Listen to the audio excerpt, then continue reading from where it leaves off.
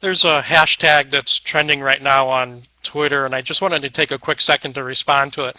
The hashtag is haves and have-nots, and it's really interesting to me when I go around just going to regular stores right now, all the effort that people who are, and I'm not belittling anyone, people do what they need to do to get by, but what a lot of these individuals don't understand is all the effort that they put into their 9 to 5, most of them unfortunately minimum wage, under $10 an hour jobs, is exactly what they would need to do in order to build their own business. I mean, you go into, just take a simple GameStop. Before you leave that store, that clerk who's not getting paid anything special in commission, who's working for, most of them working under $10 an hour, has asked you, would you like some type of protection on your purchase? They've tried to pre-sell you some other type of game. If you're bringing in a trade, they try to get you to convert over to the least exposure on their part as far as like how that game is traded in. There's all these steps that they go through in order to get you to either spend money or to save money for the company, which is obviously in the best interest of the company.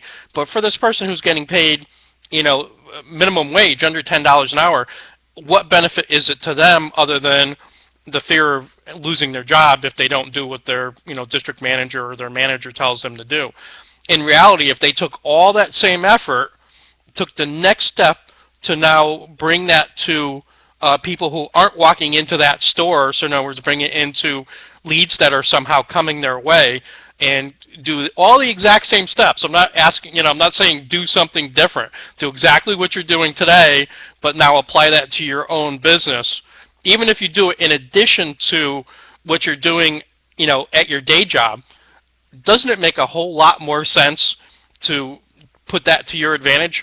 I mean, these folks are already doing this. You go into McDonald's or Wendy's or, like I said, GameStop, or even, the folks that are at, if you go into like a Walmart or any of these stores, before you walk out the door, if you've purchased anything of any value, what are they trying to do? Trying to upsell you to get, their protection plan.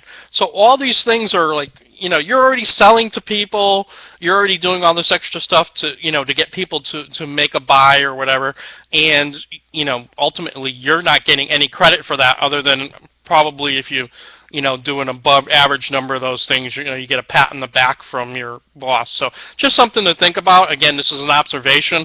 There are people that want to go out there and just, do the minimum, and that's great. They get their paycheck and they go home. But I know a lot of people who want to take that next step of getting in their own business, but they just don't know how to do it. They don't know what that next step is. No one's saying, well, you're already doing this, take the next step, and that's exactly what I just did.